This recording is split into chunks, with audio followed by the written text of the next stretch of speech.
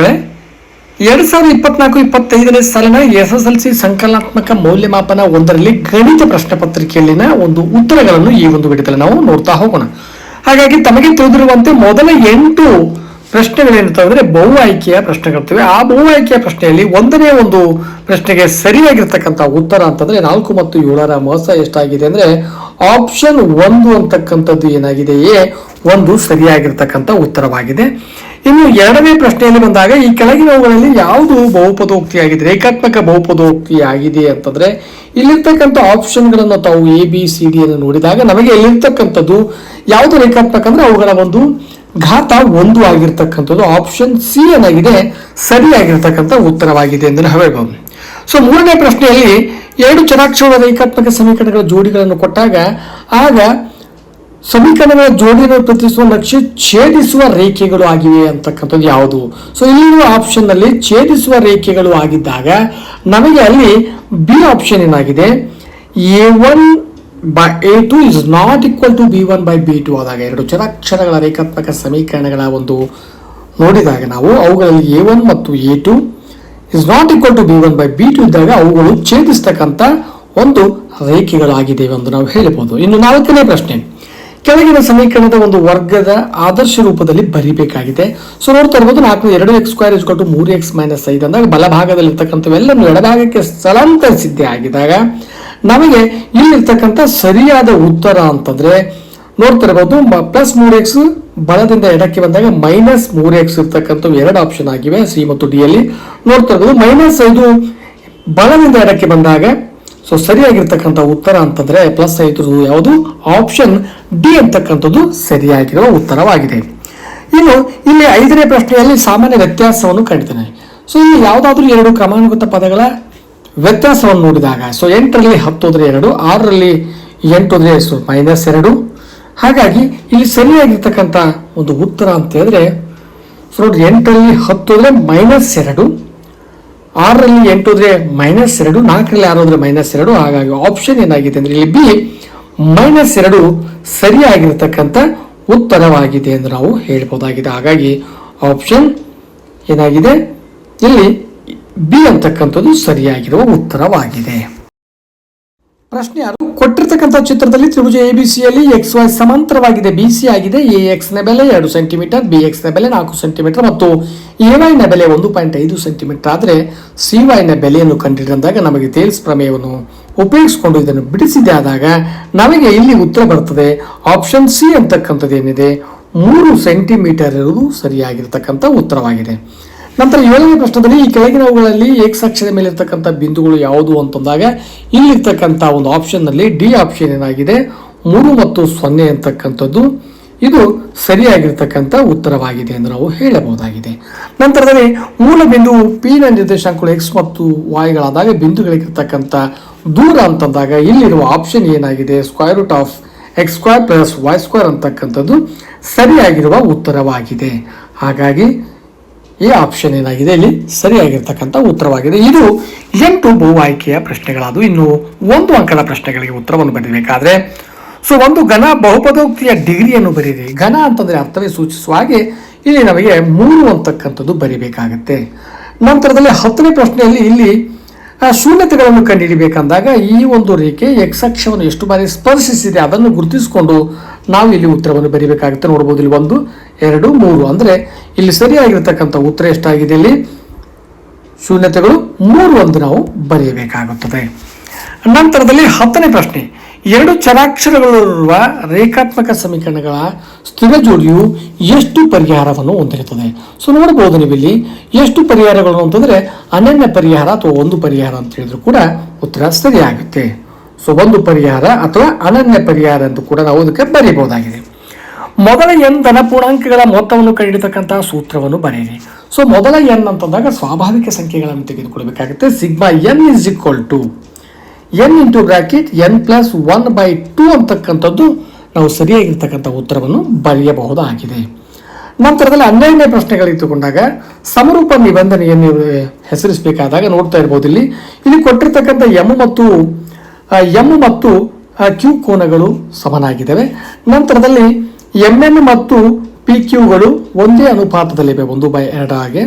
So ಹಾಗಾಗಿ M L ಮತ್ತು Q ಆರ್ಗಳು ಕೂಡ 1:2 ಅಂಶದಲ್ಲಿ ಅನುಪಾತದಲ್ಲಿವೆ. ಹಾಗಾಗಿ ಇದಕ್ಕೆ ನಾವು ಎರಡು ಬಾಹುಗಳು ಮತ್ತು ಆ ಬಾಹುಗಳಿಂದ ಉಂಟಾಗಿರ್ತಕ್ಕಂಥ ಕೋನಗಳು ಸಮನಾಗಿರುವೆ. ಹಾಗಾಗಿ ಇದಕ್ಕೆ ಬಾಕೋಬಾ ಸಿದ್ಧಾಂತವೆಂದು ನಾವು ಬರೆಯಬಹುದಾಗಿದೆ. ಸೊ ಹಾಗಾಗಿ ಬಾಕೋಬಾ ಸಿದ್ಧಾಂತದ ಪ್ರಕಾರ ಎರಡು ತ್ರಿಭುಜಗಳು ಸಮರೂಪಿಗಳಾಗಿವೆ.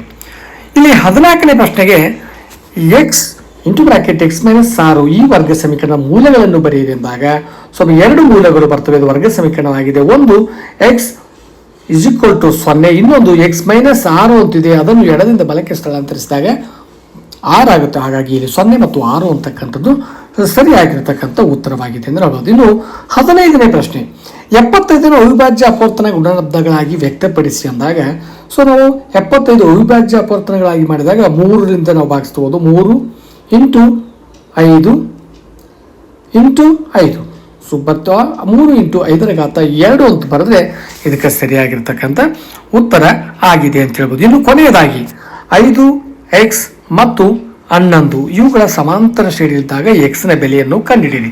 ಸೊ ಎಕ್ಸ್ನ ಬೆಲೆಯನ್ನು ಕಂಡುಹಿಡಿಯಿರಿ ಅಂತಂದಾಗ ಇದನ್ನು ಸೂತ್ರದ ಒಂದು ತೆಗೆದುಕೊಂಡು ಬಿಡಿಸ್ಬೋದು ನಾವು. ಸಾಮಾನ್ಯವಾಗಿ ಸಮಾಂತರ ಮಾಧ್ಯ ಅಂತಕ್ಕಂಥ ಸೂತ್ರದ ಪ್ರಕಾರ ಬಂದಾಗ ಅರ್ಥಮೆಟಿಕ್ ಮೀನ್ ಅಂದಾಗ a+b/2 ಆಗುತ್ತೆ. ಹಾಗಾಗಿ ಇಲ್ಲಿ 5 + 11 ಭಾಗಿಲೆ 2 ಅಂದಾಗ 16/2 ಅಂದಾಗ 8 ಅಂತಕ್ಕಂಥದ್ದು ಇಲ್ಲಿ ಸರಿಯಾಗಿರ್ತಕ್ಕಂಥ ಉತ್ತರವಾಗುತ್ತೆ ಅಂತ ನಾವು ಹೇಳ್ಬೋದು. ಹಾಗಾಗಿ 2 ಅಂಕದ ಪ್ರಶ್ನೆಗಳಿಗೆ ಉತ್ತರಗಳನ್ನು ನೋಡ್ತಾ ಹೋದರೆ ಇಲ್ಲಿ 1ನೇದು 17ನೇದು ಏನಾಗಿದೆ 5 + √2 ಒಂದು ಅಭಾಗಲಬ್ಧ ಸಂಖ್ಯೆ ಎಂದು ಸಾಧಿಸಿ ಅಂತದಕ್ಕೆ ಸಾಧನೆಗಳನ್ನು ಇಲ್ಲಿ ಮಾಡಲಾಗಿದೆ, ನೋಡ್ತಾ ಹೋಗ್ಬೋದು. ತದನಂತರದಲ್ಲಿ 438 ಮತ್ತು 606 ನಿಶೇಷವಾಗಿ ಭಾಗಿಸ್ತಕ್ಕಂಥ ಅತ್ಯಂತ ದೊಡ್ಡ ಸಂಖ್ಯೆ ಅಂದರೆ ಇವುಗಳ ಮೊಸವನ್ನು ಕಂಡುಹಿಡಿದಿದ್ದಾದರೆ ಅಲ್ಲಿ ನಮಗೆ 6 ಅಂತಕ್ಕಂಥದ್ದು ಸರಿಯಾಗಿರುವ ಉತ್ತರವಾಗುತ್ತದೆ. 5 ಮತ್ತು 3 ಶೂನ್ಯತೆಗಳಾಗಿ ಹೊಂದಿರತಕ್ಕಂಥ ವರ್ಗ ಬಹುಪದೋಕ್ತಿಯನ್ನು ಕಂಡುಹಿಡಿಯಿರಿ ಅನ್ನೋದಕ್ಕೆ ನಾವು ಅಲ್ಫಾ ಮತ್ತು ಬೀಟಾಗಾಗಿ ಅವುಗಳ ಮೂಲಗಳು ತೆಗೆದುಕೊಂಡು ಬಿಡಿಸಿದಾಗ ನಮಗೆ x² - 8x + 15 ಸರಿಯಾಗಿರ್ತಕ್ಕಂಥ ಉತ್ತರವಾಗುತ್ತದೆ. ವರ್ಧಿಸುವ ವಿಧಾನದಿಂದ ರೇಖಾತ್ಮಕ ಸಮೀಕರಣಗಳನ್ನು ಬಿಡಿಸ್ತಕ್ಕಂಥದ್ದು. ಇಲ್ಲಿ ಬಿಡಿಸಿದಾಗ ಎಕ್ಸ್ನ ಬೆಲೆ 4 ಮತ್ತು ವಾಯ್ನ ಬೆಲೆ 2 ಬಂದಿದೆ. ತಾವುಗಳು ಗಮನಿಸಬಹುದು. ಇದರ ಸ್ಕ್ರೀನ್ಶಾಟ್ ತೆಗೆದುಕೊಂಡು ತಾವುಗಳನ್ನು ನೋಡ್ಕೊಳ್ಬಹುದಾಗಿದೆ. ಇನ್ನು 21ರಲ್ಲಿ ಒಂದು ಅಪವರ್ತನ ವಿಧಾನದಿಂದ ಬಿಡಿಸ್ತಕ್ಕಂಥದ್ದು. ಅಪವರ್ತಿಸುವುದಕ್ಕೆ ಇಲ್ಲಿ ನೋಡಬಹುದು ತಾವು ಉತ್ತರ ಎಕ್ಸ್ನ ಬೆಲೆ -2 ಮತ್ತು -5 ಆಗಿದೆ. 22ನೇ ಪ್ರಶ್ನೆ ತಾವು ನೋಡ್ತಾ ಇದ್ರಿ. 23ನೇ ಪ್ರಶ್ನೆ ಇದು ತ್ರಿಭುಜಗಳಿಗೆ ಸಂಬಂಧಪಟ್ಟಿರ್ತಕ್ಕಂಥದ್ದು. ಅದರಲ್ಲಿ ಆಂತರಿಕ ಆಯ್ಕೆಯ ಪ್ರಶ್ನೆ ಕೂಡ ಇದೆ. 3 ಅಂಕದ ಪ್ರಶ್ನೆಗಳು 9 ಇದ್ದಾವೆ. ಅದರಲ್ಲಿ ಮೊದಲಿಗೆ √2 ಒಂದು ಅಭಾಗಲಬ್ಧ ಸಂಖ್ಯೆ ಎಂದು ಸಾಧಿಸಿ ಅಂತಕ್ಕಂಥದಕ್ಕೆ ಪರಿಹಾರವಿದೆ, ನೋಡಬಹುದು. 26ನೇ ಪ್ರಶ್ನೆಯಿಂದ ಅಥವಾ ಇದರಲ್ಲಿ ಆಂತರಿಕ ಆಯ್ಕೆಯ ಪ್ರಶ್ನೆ ಕೂಡ ಇದೆ. ನಂತರದಲ್ಲಿ 26ನೇ ಪ್ರಶ್ನೆ ಬಹುಪದೋಕ್ತಿಯ ಶೂನ್ಯತೆಗಳನ್ನು ಕಂಡುಹಿಡಿದು ಆ ಶೂನ್ಯತೆಗಳನ್ನು ತಾಳಿ ನೋಡ್ತಕ್ಕಂಥದ್ದು.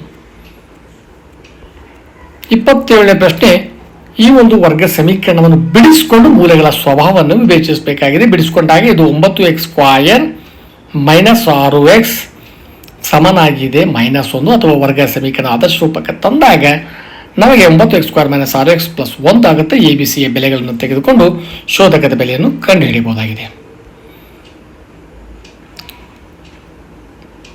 ನಂತರದಲ್ಲಿ 28ನೇ ಪ್ರಶ್ನೆ ಸಮಾಂತರ ಶ್ರೇಣಿಗೆ ಸಂಬಂಧಪಟ್ಟಿರ್ತಕ್ಕಂಥದ್ದು. ಇದರಲ್ಲಿ ಆಂತರಿಕ ಆಯ್ಕೆಯ ಪ್ರಶ್ನೆ ಕೂಡ ಇದೆ. 29ನೇ ಪ್ರಶ್ನೆ ಕೂಡ ಸಮಾಂತರ ಶ್ರೇಣಿಗೆ ಸಂಬಂಧಪಟ್ಟಿರ್ತಕ್ಕಂಥದ್ದು. 30ನೇದು ತ್ರಿಭುಜಗಳಿಗೆ ಸಂಬಂಧಪಟ್ಟಿರ್ತಕ್ಕಂಥದ್ದು. 32ನೇದು ನೋಡ್ತಾ ಇರ್ಬೋದು ಇಲ್ಲಿ ತಾವು. 32ನೇದು ಇದು ಒಂದು ಮಧ್ಯಬಿಂದುವಿನ ಆಂತರಿಕವಾಗಿ ಅನುಪಾತವನ್ನು ತೆಗೆದುಕೊಂಡಾಗ ನಮಗೆ ಮಧ್ಯಬಿಂದುವನ್ನು ಕಂಡುಹಿಡಿತಕ್ಕಂಥದ್ದು. ಅನುಪಾತಗಳಲ್ಲಿ ಬಂದಾಗ ಭಾಗ ಪ್ರಮಾಣ ಸೂತ್ರವನ್ನು ಉಪಯೋಗಿಸಿಕೊಂಡು ಇಲ್ಲಿ ಭಾಗ ಪ್ರಮಾಣದಲ್ಲಿ ಕಂಡುಹಿಡಿತಕ್ಕಂಥದ್ದಾಗಿದೆ. ಅದರಲ್ಲಿ ಆಂತರಿಕ ಆಯ್ಕೆ ಪ್ರಶ್ನೆಗಳ ಉತ್ತರವನ್ನು ನೋಡಬಹುದು. 33ನೇ ಪ್ರಶ್ನೆಯಾಗಿದೆ ಮಧ್ಯಬಿಂದುಗಳನ್ನು ಕಂಡುಹಿಡಿತಕ್ಕಂಥದ್ದು.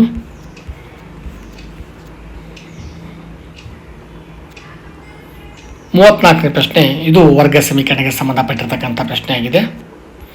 35 ಇದು ಕೂಡ ಒಂದು ವರ್ಗ ಸಮೀಕರಣಕ್ಕೆ ಸಂಬಂಧಪಟ್ಟಿರ್ತಕ್ಕಂಥದ್ದು. ಇದರಲ್ಲಿ ಆಂತರಿಕ ಆಯ್ಕೆ ಪ್ರಶ್ನೆ ಕೂಡ ಇದೆ.